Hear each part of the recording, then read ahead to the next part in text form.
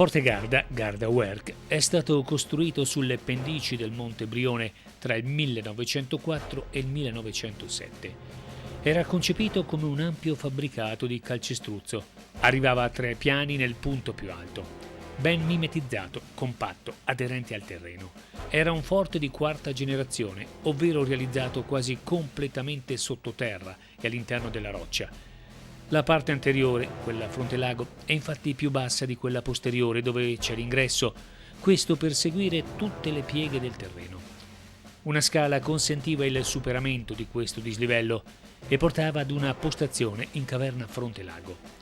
Il forte è in uno stato di abbandono attualmente, però ha ancora delle particolarità abbastanza così, come si può vedere ancora il pavimento per esempio in piastrelle originale. Nelle parti più interne ha altre parti ancora originali che sono sfuggite alla devastazione del secondo dopoguerra. Altra particolarità la possiamo notare in questa fascia di colore azzurro, tipo battiscopa diciamo, del forte. Questo è un chiaro esempio di opera fatta in tempo di pace, no? In preparazione a una guerra, ma solo in tempo di pace ci si permette di colorare di azzurro la parte bassa del muro del forte Garda. Caratterizzato da una moderna concezione costruttiva, costruito quindi prevalentemente in calcestruzzo compresso sostenuto da travi d'acciaio, con una totale assenza di elementi decorativi e un consistente armamento, fu modello per le successive fortificazioni. La volta del forte è costituita da 2,5 metri di cemento armato con potrelle in acciaio all'interno. I piani più bassi erano retti da potrelle sempre in acciaio.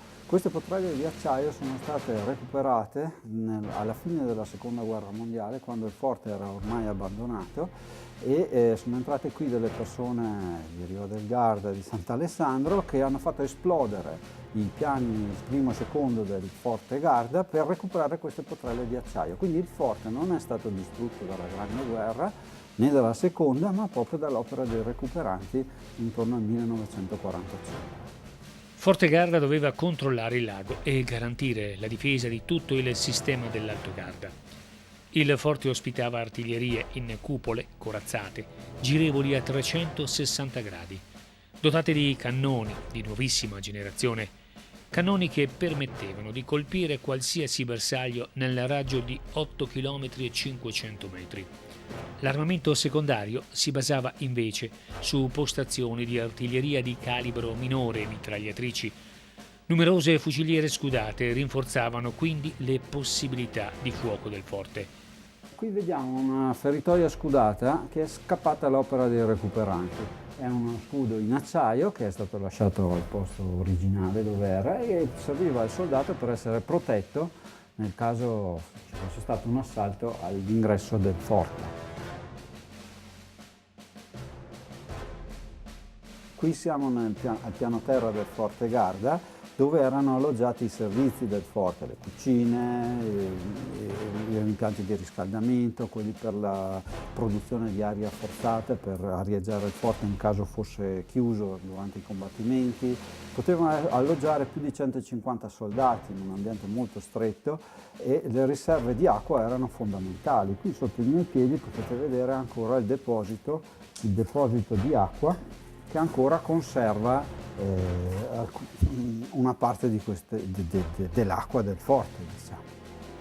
Forte Garda era una delle principali opere del Festung Riva, noto anche come Festung Gabschnitt, settore difensivo che spaziava dal Dos della Torta a ovest fino al Creino a est.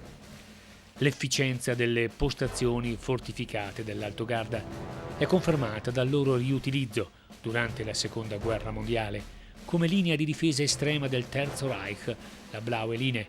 Le direttive del Führer prevedevano infatti di fortificare il confine del Terzo Reich, passando sugli antichi confini dell'impero austro-ungarico, utilizzando quindi anche le postazioni costruite nella Prima Guerra Mondiale, ritenute ancora in buona parte valide e rispondenti alle esigenze di una difesa articolata sul territorio.